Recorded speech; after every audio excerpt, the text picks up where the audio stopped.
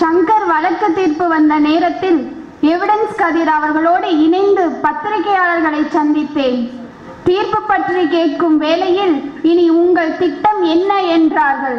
சங்கர் தனிப்பயிற்சி மையம் தொடங்கி நடத்தி கொண்டுள்ளேன். குறிப்பாக தாழ்த்தப்பட்ட மாணவர்களுக்கும் பொதுவாக அனைவருக்கும் இலவசமாக கல்வி வழங்க வேண்டும். அதன் வழி இளைஞர்களிடையே சாதி ஒழிப்பு உணர்வை விதைக்கவே இதை தொடங்கியுள்ளேன். அண்ணல் அம்பேத்கரையும் தந்தை பெரியாரையும் அவர்களுக்குள் விதைக்கவே தொடங்கியுள்ளேன். இதை சுருக்கமாக அவர்களிடம் சொன்னேன். உடனே ஒரு பத்திரிகையாளர் கேட்டார், அப்படியானால் இடஒதுக்கீடு என்றால் மட்டும் சாதி பார்க்கிறீர்கள், அது சாதியை வளர்ப்பதாகாதா என கேட்டார். இதை எதிர்கொள்வது எனக்கு புதிது. ஆனாலும் நான் சொன்னேன், சாதி இருப்பதால் தான் இடஒதுக்கீடே தேவைப்படுகிறது. ஏன் சாதி ஒழிய வேண்டும் என்றாலே இடஒதுக்கீட்டில் கை வைப்பதையே குறிப்பாய் கொண்டுள்ளீர்கள் என்று மட்டும் அன்று திருப்பி கேட்டேன். நான் புரிந்து கொண்ட அளவில் சிலவற்றை இது சார்ந்த சொல்ல வேண்டும். நான் சங்கரோடு அவன் வளர்ந்த கிராமத்தில் வாழ்ந்தேன். அது ஒரு குடிசை வீடு. சங்கர் அப்பா ஒரு தினக்கூலி. சங்கருக்கு 2 தம்பிகள். அந்த வீடு ஒரே ஒரு அறை கொண்ட வீடுதான். திருமணமான காலங்களில் நான், சங்கர், தம்பிகள் என அனைவரும் அந்த குடிசையில்தான் உறங்குவோம். மழை வந்தால் வீட்டிற்குள்ளும் மழை வரும். குடிசையில் அவ்வளவு ஓட்டைகள். இவற்றை குறிப்பிட காரணம், இந்த சூழலில்தான் சங்கரும் தம்பிகளும் கல்வி கற்க வேண்டும். வீட்டில் முதல் முறையாக கல்விக்கூடம் சென்றவர்களே சங்கரும் தம்பிகளும் மட்டும்தான். இதுதான் நாடெங்கும் உள்ள தாழ்த்தப்பட்ட பிள்ளைகளின் கல்வி நிலை. இதுதான் இடஒதுக்கீட்டிற்கு அடிப்படை என்பதை இப்போது புரிந்து கொண்டுள்ளேன். இந்த பின்னணியில் உள்ள பிள்ளைகளும் வீட்டில் கூட ஆங்கிலத்தில் புழங்கிக் கொள்கிற பல தலைமுறைகளாய் கல்வி கற்றுள்ள பெற்றோரின் பிள்ளைகளும் ஒரே நாட்டில் வாழ்கிறார்கள். இவர்களுக்குள் கல்வி தளத்தில் போட்டி நடக்கிற போது அது சமத்துவமான போட்டியாகாது. கல் எறியப்பட்டு அதனால் காயமுற்ற ஆட்டை தோளில் சுமந்து கொண்டுதான் ஆடு மேய்ப்பவன் செல்வான். அவனை பார்த்து துள்ளி குதித்து ஓடும் மற்ற ஆடுகள், நீ தூக்கி கொண்டு செல்வதால் தான் அந்த ஆடு சீக்கிரம் பட்டிக்குள் செல்கிறது என கேட்க முடியாது. காயம்பட்ட ஆட்டுக்கு அதுதான் நீதி. கூடுதலாக என் அனுபவத்தில் நமது பிள்ளைகள் குறிப்பாக கிராமங்களில் அதிகம் சிரமப்படுவது ஆங்கிலம் கற்பதில்தான். பெரும்பாலான குழந்தைகள் அந்த பாடத்தில் மட்டும் தோல்வியடைவதை காண முடிகிறது. இதற்கு ஒரே காரணம், கல்விக்கூடம் செல்லும் வரை ஆங்கில வாசனையே இல்லாது இருந்தவர்கள். எல்லாவற்றுக்கும் மேலாக நம் மக்களுக்கு அது ஒரு அயல் மொழி. காலம் காலமாய் கல்வி அறிவு பெற்ற சமூகத்தில் இருந்து வந்தவர்கள் ஆங்கிலம் கற்பதற்கும், முதல் தலைமுறை கல்வி பெறும் பிள்ளைகள் ஆங்கிலம் கற்பதற்கும் உறுதியாக வேறுபாடு உண்டு. ஆனால் தமிழ் வழி கல்வியானால் இந்த சமூகத்தில் எந்த பயனும் இல்லை. தமிழ் வழி கல்வி அறிவார்ந்த கல்வி இல்லை. ஆங்கில மொழியே அறிவு என்றெல்லாம் இந்த சமூகம் நம்புகிறது என்பதை விட நம்ப வைக்கப்பட்டுள்ளது. இதை திட்டமிட்டு செய்பவர்கள் இயல்பாக தாழ்த்தப்பட்டோரின் கல்வி உயர்வுக்கு எதிரானவர்கள். ஆங்கிலத்தை ஒரு மொழியாக கற்பதற்கே போராடும் நம் பிள்ளைகள் எப்படி முழுக்க ஆங்கில கல்வியில் உயர்ந்து நிற்க முடியும்? எல்லாம் ஆங்கிலமயம் என்றானால் இயல்பாக யார் உயர்நிலை அடைவார்கள்? யார் பெரும் பதவிகளை அடைவார்கள்? பதில் எளிமையானதுதான்.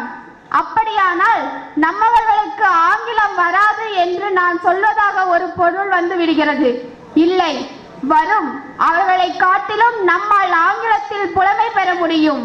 முதலில் ஆங்கிலம் ஒரு அறிவாகாது, அது ஒரு மொழி, அவ்வளவே. ஆனால் எந்த ஒரு அயல்மொழி கற்பதற்கும் ஒரு அடிப்படை உண்டு. உலகம் முழுவதும் அயல்மொழியை எப்படி கற்கிறார்களோ அப்படிதான் இங்கேயே அயல்மொழி கற்கிறோமோ என்றால் இல்லை. கல்வியில் உயர்ந்த நாடுகளில் தாய்மொழி கல்விதான் அடிப்படை. அவரவர் தாய்மொழிதான் முதல் மொழியாகவும் பாடங்கள் கற்பதற்குரிய பயிற்று மொழியாகவும் இருக்கிறது. அவரவர் தாய்மொழியில் எளிதாக தேர்ந்து அதன் அடிப்படை கொண்டு எந்த அயல்மொழியும் கற்கிறார்கள். தாய்மொழி தேர்ச்சி இல்லாமல் எந்த அயல்மொழியும் கற்க முடியாது. அப்படி கற்கிறோம் என்றால் அது மூட நம்பிக்கைதான் என்பேன். என் நண்பர்கள் பலரையும் பார்த்துள்ளேன். எல்லாம் ஆங்கில வழி கற்றவர்கள். ஆனால் அவர்களுக்கு ஆங்கிலமும் முறையாக தெரியாது, தமிழும் முறையாக தெரியாது. தாய்மொழியின் அடித்தளத்தில் நின்று ஒரு அயல்மொழி கற்றுக் கொடுத்தால் யார் வேண்டுமானாலும் ஒரு மொழியில் தேர்ச்சி பெற முடியும். நம் பிள்ளைகளாலும் முடியும். ஆனால் அறிவு கல்வி என்றால் அது தமிழ் வழி கல்வியில் மட்டுமே முடியும். ஒரு மொழியில் தேர்ச்சி பெறுவதும் அறிவாளன் ஆவதும் ஒன்றுக்கொன்று தொடர்பே இல்லாதது. இதுதான் என் புரிதல். சுருக்கமாக சொன்னால் தமிழ் வழி கல்விதான் தாழ்த்தப்பட்டோரின் கல்வி உயர்வுக்கு அடிப்படை. அதனால் தமிழ் வழி கல்வி என்பதும் சமூக நீதிக்கு அடிப்படை. அதாவது தமிழ் வழி கல்வி சாதி ஒழிப்புக்கும் அடிப்படை.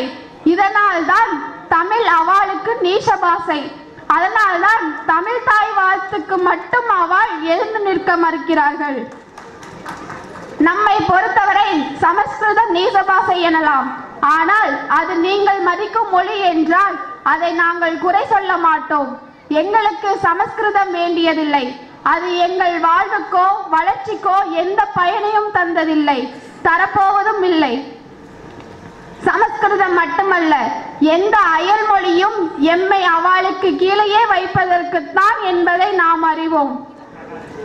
சுயமரியாதை திருமணம் என்பதுதான் நமக்கு சமூக நீதி. வடமொழி சமஸ்கிருதத்தில் மந்திரம் சொல்லி நடக்கும் மூட திருமணத்துக்கு எதிராகவே சுயமரியாதை திருமணம். அது சமஸ்கிருத எதிர்ப்பு, பார்ப்பனிய எதிர்ப்பு. சமஸ்கிருதத்திற்கு மாறாக நமது திருமண ஒப்பந்தம் முழுதும் நமது தாய்மொழியாம் தமிழில் மட்டுமே நடக்கிறது. நமது மொழியில் நாம் வாழ்க்கை ஒப்பந்தம் செய்து கொள்கிறோம். அதுதான் இல்லறத்தின் சமத்துவத்திற்கு அடிப்படை. சுயமரியாதை திருமணம் தன் இயல்பிலேயே வடமொழியை எதிர்ப்பது மட்டுமல்ல, நமது தாய்மொழி தமிழை உயர்த்தி பிடிக்கிறது, தமிழுக்கு செங்கோல் பிடிக்கிறது. இதேதான் அனைத்து சாதியினரும் அர்ச்சகராகலாம் என்ற கோரிக்கையும் வடமொழியில்தான் ஆண்டவனை வழிபட முடியும் என்பதற்கு மாறாக தமிழில்தான் வழிபடுவோம் என்பதே இதில் அடிப்படை. அனைத்து சாதியினரும் அர்ச்சகராகலாம் என்பது சமூக நீதி கோரிக்கை. அதே நேரம் அதுவே பார்ப்பனியத்தால் நீசபாசை என சொல்லப்படும் தமிழை அவளின் கருவறை வரை கொண்டு சேர்க்கிறது. சமஸ்கிருதத்தை வீழ்த்த நமக்கிருக்கும் ஒற்றை ஆயுதம் நமது தாய்மொழியே. சீரழமை திறம் குன்றா தமிழ் மொழியே. சமூக நீதியும் தமிழும் பிரிக்க முடியாதவை. தமிழ் என்னும் ஆயுதம் கொண்டு சமூக நீதி வெல்வோம். நான் தற்போது ஒரு அறக்கட்டளை தொடங்க உள்ளேன். அந்த அறக்கட்டளையின் பெயர் சங்கர் சமூக நீதி அறக்கட்டளை. இந்த செய்தியை முதலாக நான் அறிவிப்பது இந்த மேடையில்தான். இதுவே சமூக நீதி மாநாடாகவும் இருப்பதே அதற்கு காரணம். இந்த மேடையில் சங்கர் சமூக நீதி அறக்கட்டளை குறித்து அறிவிப்பதில் பெருமை அடைகிறேன். சங்கர் சமூக நீதி அறக்கட்டளையின் அடிப்படை முழக்கமாக நான் ஒன்றை வைத்துள்ளேன். அது சாதி ஒழிக, தமிழ் வெல்க. இந்த முழக்கமே என் சமூக நீதி பயணத்திற்கு அடிப்படை. இந்த முழக்கத்தை மீண்டும் அறிவித்து என் உரையை நிறைவு செய்கிறேன். சாதி ஒழிக, தமிழ் வெல்க. நன்றி, வணக்கம்.